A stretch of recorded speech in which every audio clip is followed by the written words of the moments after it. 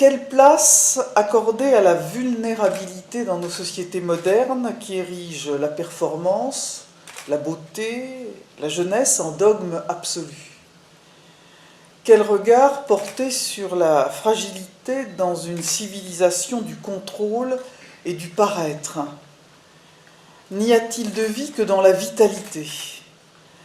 C'est à ces interrogations et à bien d'autres encore que vous nous avez invités à réfléchir dans le cadre de ce colloque organisé à l'occasion de la Journée mondiale Alzheimer de demain.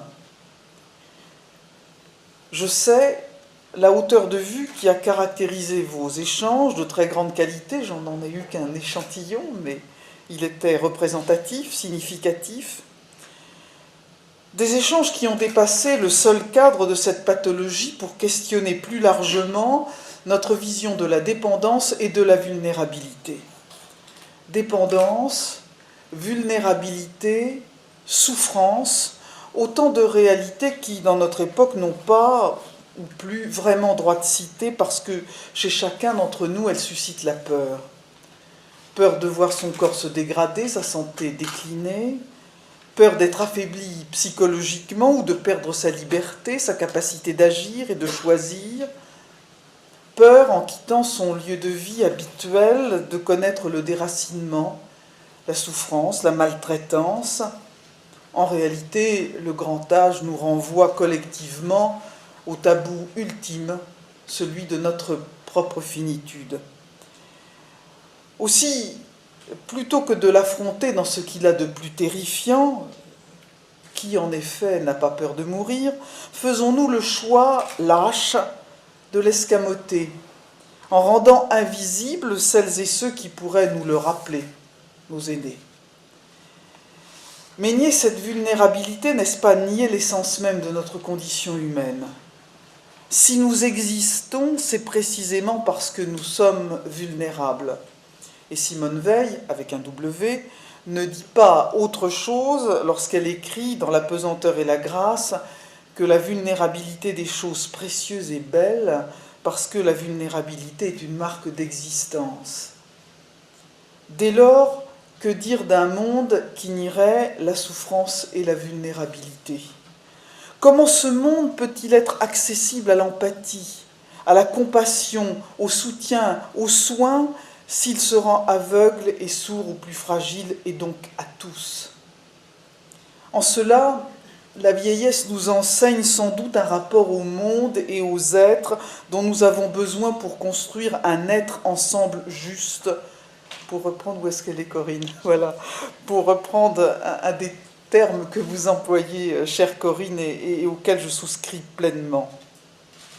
La vieillesse et la dépendance nous poussent ainsi à nous interroger sur notre rapport à nous-mêmes et notre rapport à l'autre, dans un questionnement à la fois éthique et politique, qui était bien le chemin que vous avez emprunté ensemble, messieurs les co-organisateurs. Et c'est cet exercice ô combien difficile que vous vous livrez quotidiennement dans le cadre de l'EREMA, l'espace de réflexion éthique sur la maladie d'Alzheimer. C'était une exigence d'ailleurs du plan Alzheimer, et cher Emmanuel Hirsch, vous avez su vous en emparer. Grâce à votre dynamisme, à l'engagement de vos équipes, que je salue également, vous avez donné à cette structure originale tout son sens, toute sa noblesse. Trouvez ici vraiment l'expression de ma profonde gratitude. Je disais il y a un instant, être mortel par excellence, le vieillard ne fait plus partie paradoxalement du commun des mortels. Et pourtant, dans quelle catégorie aristotélicienne situait l'humanité, la condition même d'être humain? Est-ce une substance ou l'un des 9 accidents décrits par Aristote? Difficile de nier que nous sommes toutes et tous des femmes et des hommes partout et toujours. Pourtant, la question de l'autonomie, notamment cette faculté de se gouverner soi-même selon ses propres lois, prouve à quel point nos certitudes sont ébranlées. Est-on toujours autonome lorsqu'on est dépendant? Nous le savons, et l'intitulé de votre colloque, Où ai-je la tête, est là pour nous le rappeler. La maladie d'Alzheimer, par exemple, entraîne une perte progressive des fonctions mentales. Dès lors, il n'est sans doute pas toujours ou plus possible de laisser la personne âgée déterminer elle-même ses propres joies. Mais qui peut alors décider pour elle et à quel titre ? Quand la mémoire est défaillante ou perdue, quand le domicile est quitté, lui qui incarne bien souvent la mémoire matérielle de notre histoire familiale, que reste-t-il encore de notre identité ? Force est de le constater, facteur de dissemblance, le temps fait son œuvre, irrésistiblement, irrémédiablement, et pourtant les deux temps sont-ils réellement irréconciliables ? Malgré le passage du temps, n'existe-t-il pas en moi quelque chose qui résiste et demeure à l'identique ?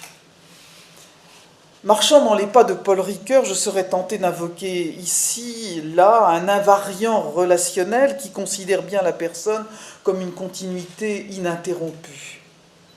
Or, pour Ricoeur, c'est dans la parole donnée que se disent le maintien de soi et donc l'humanité. La définition de l'identité passe ainsi par la relation à autrui et par ce qu'on lui doit. Le rapport à soi et le rapport à l'autre sont donc inévitablement liés. Et cela n'est guère étonnant. La dépendance ou l'interdépendance n'est-elle pas le propre de l'humain ? Toutes et toutes, tous et toutes, nous sommes dépendants les uns des autres. Tous et toutes, nous agissons et nous interagissons en tant qu'être humain. Être humain, être soi, c'est donc être en lien avec les autres. Autrement dit, être homme, c'est être débiteur, en dette par rapport à autrui. Telle est la définition donnée par Emmanuel Lévinas de l'humanité. Par conséquent, dès qu'il existe quelque part une souffrance, nous devons nous en sentir responsables. Le seul fait que l'autre soit là, avec son visage qui commande et qui interpelle, suffit à affirmer cette éthique de la responsabilité qui est en sorte, chère Corinne, une éthique de la vulnérabilité. Et Lévinas résume cet impératif dans cette belle formule, l'impossible indifférence à l'égard de l'humain. Et je réappelle Paul Ricoeur à la barre. L'objet de la responsabilité, c'est le fragile, le périssable qui nous requiert, parce que le fragile est en quelque sorte confié à notre garde, il est remis à notre soin. J'en suis convaincu, se demander comment accueillir le grand âge et construire une société solidaire ne peut se faire sans un détour par cette notion précisément de responsabilité. Cette responsabilité à l'égard des personnes âgées est d'autant plus forte que du regard que notre société porte sur elles dépend le regard qu'elle porte sur elle-même. Si les personnes âgées déplorent leur perte d'autonomie, c'est bien sûr pour elles-mêmes, pour ce qu'elles se trouvent empêchées de faire, mais c'est aussi par peur. Une autre facette de cette peur que j'évoquais tout à l'heure. Peur d'être un fardeau, une charge, et de le lire dans le regard de l'autre. Pour autant, rien n'interdit, bien au contraire, de s'interroger sur cette responsabilité. Sommes-nous responsables de nos parents parce que ce sont nos parents ? Sommes-nous responsables des êtres qui nous entourent parce qu'ils sont humains et vulnérables ? La réponse n'a rien d'évident. Sans doute est-ce dans l'opposition entre responsabilité et devoir qu'il faut la chercher. Le devoir, norme imposée de l'extérieur, peut nous accabler. L'exercice de notre responsabilité, lui, est intériorisé et ressenti, puisé dans notre éthique personnelle et dans le regard d'amour que nous portons sur nos proches. Comment cette responsabilité se manifeste-t-elle ? Nous le savons bien, la journée de demain le soulignera certainement, du moins je l'espère, il existe d'innombrables façons de venir en aide à son prochain. J'en veux d'ailleurs pour preuve toutes les formes que peut prendre l'infini dévouement des aidants. Certains le sont ici, je leur rends hommage, ou le deviendront, je le leur souhaite. Si j'évoque ici la famille, c'est que, quelle que soit sa forme, elle est évidemment au cœur du débat. Ce sont bien sûr les familles qui rencontrent les difficultés d'autres pratiques psychologiques, financières, lorsqu'elles sont confrontées à la dépendance d'un proche. Ce sont elles qui souvent accompagnent la personne âgée en s'occupant d'elle à son domicile, en prenant une part active à la recherche d'un établissement adapté, ou par la suite elles viendront la soutenir et l'aider. En ce sens, les solidarités familiales sont essentielles, mais elles ne s'exercent plus comme avant. Ne nous y trompons pas, la dépendance a ceci de particulier qu'elle nous oblige à repenser les liens qui nous unissent les uns aux autres. Elle vient percuter nos modèles familiaux, nos modèles sociétaux, nos modèles amoureux, alors même que ceux-ci ont largement évolué. Ils ne s'articulent plus forcément comme c'était le cas depuis la naissance de nos politiques familiales dans les années 1930, autour du couple triangulaire formé par les parents et les enfants.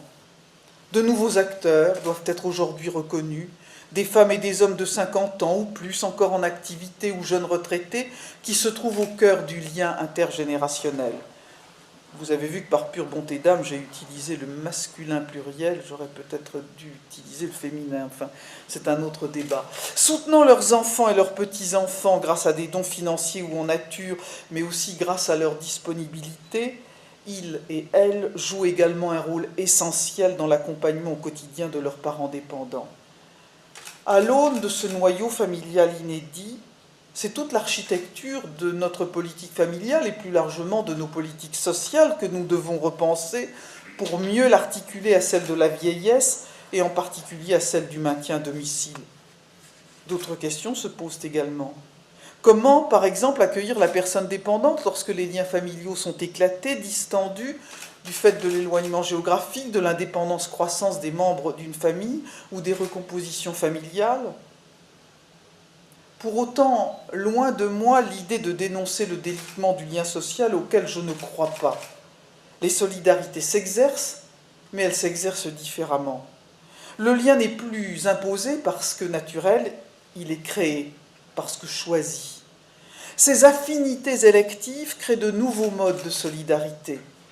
La solidarité nationale, bien sûr, doit jouer pleinement son rôle dans l'attention plus vulnérable et la prise en charge de la dépendance. Pour autant, elle ne doit pas être le paravent de nos égoïsmes. Son rôle est aussi de soutenir, d'encourager les autres formes de solidarité, et c'est l'un des enjeux de ce débat et des réformes que nous mènerons sur la dépendance. Je veux dire d'ailleurs au passage que celle-ci n'est évidemment pas abandonnée, contrairement à ce que d'aucuns ont pu prétendre, véritable enjeu pour demain, et votre colloque en est le témoignage, elle ne fait au contraire que commencer.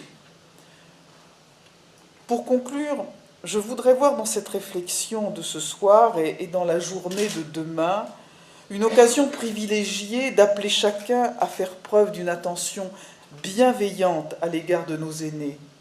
Bienveillante au sens où nous devons bien les voir tels qu'ils sont ou tels que d'ailleurs ils aspirent à être vus. Pour cela, il est indispensable de faire évoluer nos représentations du grand âge en refusant la fatalité et en promouvant une vision positive du vieillissement. C'est ainsi, et ainsi seulement, que véritablement nous parviendrons à faire société. Cela n'a aucun sens de dresser une barrière entre les jeunes et les plus âgés, le grand âge et le bel âge. Chacun a besoin de l'autre et s'enrichit de l'autre, car en définitive, c'est bien cette vulnérabilité que nous avons en partage et qui précisément fait de nous des hommes et non des dieux.